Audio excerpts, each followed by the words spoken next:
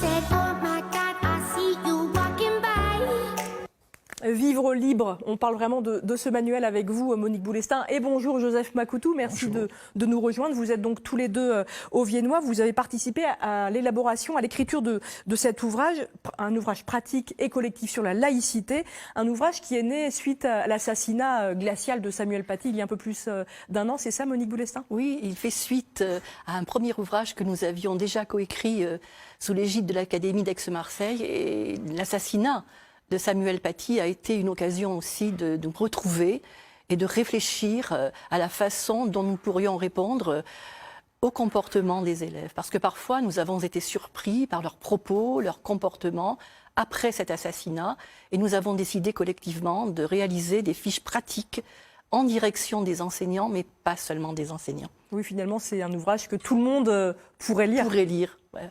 Joseph Makoutou, c'est vrai que vous êtes encore en poste aujourd'hui au lycée Marie-Sébastier, donc à Limoges. Est-ce que vous êtes confronté régulièrement à des problèmes avec des jeunes du lycée, leur vision peut-être de la laïcité qui vous étonne, qui est compliquée à gérer? Tout à fait. Je suis confronté à cela et puis je ne suis pas le seul. Je pense que tous les personnels qui travaillent dans le système éducatif rencontrent à un moment ou à un autre ce genre de situation.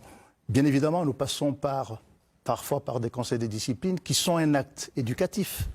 Mais le plus important, c'est comment est-ce qu'on arrive à répondre à une problématique posée et en faire un enjeu vraiment éducatif pour renforcer ces principes de laïcité de l'école. Je vais lire peut-être juste quelques titres de chapitres de ce manuel.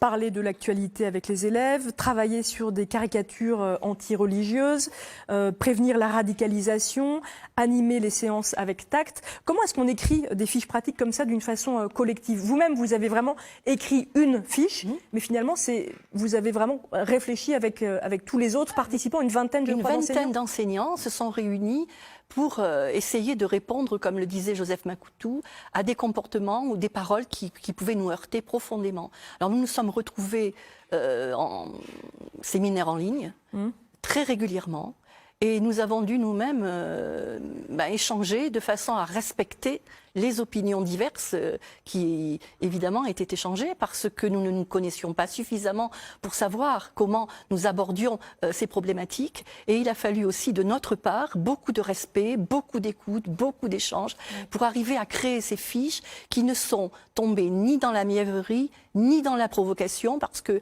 à partir des fiches que vous avez citées, il va de soi que nous abordions des problèmes de fond, mais des problèmes qui parfois révélaient une certaine violence de la société, à laquelle nous ne pouvons pas répondre par la violence, mais comme le titre de l'ouvrage l'indique, par le respect et la liberté d'expression. Alors c'est vrai que selon différents sondages qui posent question, en tout cas, les lycéens se révèlent ouverts à l'expression de la religiosité dans l'espace public, à l'école, et puis finalement assez hostiles à la liberté de critique des religions. Ça vous étonne ça, malgré effectivement, et c'est des sondages qui ont été réalisés après le meurtre de Samuel Paty, Joseph Makoutou? Oui, ça étonne énormément. Et puis vous avez constaté que je ne suis pas né en France. Vous venez de République démocratique du Congo. Je viens de la République démocratique du Congo, définie comme un pays ayant 450 ethnies, c'est-à-dire 450 façons de se faire la guerre, simplement puisqu'on présente des différences linguistiques. Oui. Et donc, la laïcité, c'est un principe que la France devrait promouvoir dans le monde. Parce que la laïcité viendrait à la réponse d'un certain nombre de problèmes dans des pays qui ne comprennent pas que parfois les différences peuvent former une force qui fasse qu'on puisse faire nation.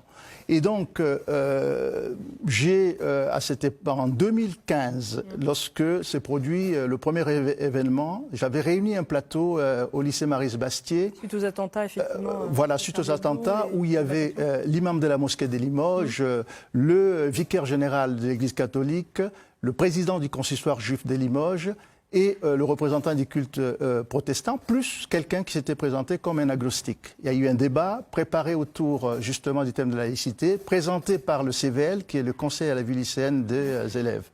C'était un débat riche qui a permis de montrer qu'à chaque fois, les interlocuteurs ont dit je pratique telle religion, mais je suis d'abord laïque. Alors, c'est quoi la laïcité, j'ai envie de vous demander? Est-ce qu'il n'y a pas finalement, et c'est là toute la complexité de parler de laïcité, il y a plusieurs conceptions de la laïcité. Qu'est-ce que c'est la laïcité pour vous, Monique Boulestin? Alors, la laïcité, c'est le socle qui aujourd'hui permet à la République de tenir, notamment à l'école. C'est le respect de toutes les religions. Ça n'est pas une arme contre les religions, mais c'est le respect des croyances de tous et de chacun. Je crois qu'il faut qu'on fasse comprendre aux élèves, dès le plus jeune âge, que ce principe de laïcité traverse justement tout l'enseignement scolaire, puisqu'il nous permet, au-delà des croyances et des opinions de chacun, de construire des savoirs et des connaissances. Il faut bien que les enfants comprennent qu'il y a l'émotion que l'on pratique au quotidien, à la maison, dans la rue, face à des actes terribles qui peuvent se produire, mais qu'au-delà de l'émotion, nous devons construire avec eux un raisonnement, et un raisonnement qui soit fondé sur le respect de chacun, sur la liberté d'expression, mais sans provocation. Et c'est le plus difficile à faire passer. La laïcité, c'est la loi de la République, et la loi de la République est toujours supérieure aux lois religieuses. Et c'est ce principe fondamental, effectivement, que nous avons essayé de traverser dans toutes les fiches que nous avons présentées. Alors, est-ce qu'on peut donner quelques exemples concrets, puisque vous avez participé collectivement à toutes les fiches, mais il y a la question de la liberté d'expression et des caricatures religieuses. Bien sûr. Qui se posent, voilà, peut-être en premier. A-t-on le droit d'étudier les caricatures à l'école? Oui. Mais à quelles conditions? Quels sont les savoirs que nous devons connaître? A-t-on le droit d'étudier les religions en classe? Oui, parce que c'est un fait de civilisation. Mais toujours à quelles conditions? À quelle époque? Quelles sont les connaissances que nous devons avoir pour aborder ce phénomène? Et ce qui est intéressant dans les conseils pratiques, par exemple, si on étudie des caricatures religieuses, j'ai lu la fiche pratique qui s'en réfère, il faut finalement présenter des caricatures de toutes les religions. Ça, c'est une des clés, par exemple. Ça, c'est une des clés. Et en même temps, vous voyez que le livre a 3 parties. Oui. Il y a la démarche générale, ce qui se passe en classe, effectivement, et ce qui peut se passer au niveau de la collectivité éducative en général. Et donc, je reviens sur ce qu'a dit Monique, c'est exactement cela, c'est-à-dire que tout peut se dire. Mais quelle est la stratégie qu'on adopte pour que cela devienne un acte éducatif qui met en valeur ce principe riche qui est le principe de la laïcité, qui est aussi un facteur de paix sociale? Vous avez écrit vraiment, tous les deux, cette fiche « Réagir après un événement tragique », comme effectivement l'assassinat de Samuel Paty ou un attentat. Pourquoi avoir vraiment voulu rédiger cette fiche pratique-là, Monique? Les enfants, les jeunes sont confrontés aujourd'hui à des actes de violence que nous ne connaissions pas il y a quelques décennies. Et nous l'avons intitulé « Réagir face à un acte tragique » parce que nous ne voulions pas enfermer l'école dans les attentats. Mais ça peut être un féminicide dans l'immeuble où habitent les enfants. Ça peut être un accident de la circulation. Ça peut être aussi le suicide d'une élève ou d'un élève harcelé. Et c'est la raison pour laquelle cette fiche a de multiples entrées et permet d'aborder tous ces drames qui peuvent se produire, mais en reformulant les propos que peuvent avoir les élèves, en essayant de faire émerger ce que nous appelons les représentations de chacun.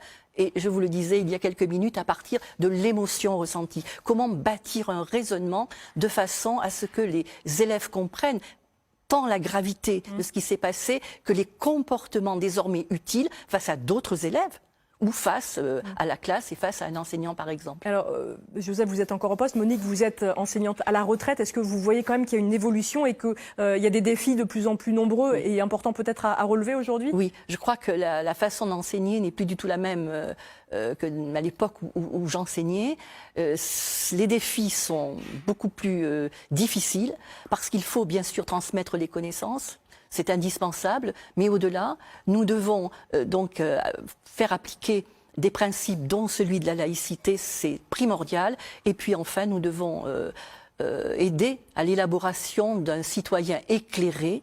Et je crois que ce 3e maillon n'existait pas à l'époque où j'enseignais parce qu'on n'en voyait pas encore l'utilité. Mais aujourd'hui, ce sont de vrais défis. Vivre libre, ce sera disponible à partir de quand? Enfin, vous allez le distribuer quand aux enseignants? Très prochainement, c'est ça, Joseph? Très prochainement. Oui. Il y a donc la problématique, bien évidemment, du papier qui est en train de se résoudre et puis les choses vont se mettre en place. Il y a un élément important, très intéressant dans l'article qu'on avait fait avec Monique, c'est qu'elle parle un peu de la question d'essentialisation. Je crois que ça pose la vraie problématique d'aujourd'hui. Okay. Merci beaucoup à tous les deux. Donc effectivement, un ouvrage qui sera distribué aux étudiants un petit peu partout en France. En France, oui. Voilà. Oui. C'est une très belle initiative. Merci à tous les deux d'être venus pour en parler avec nous ce matin.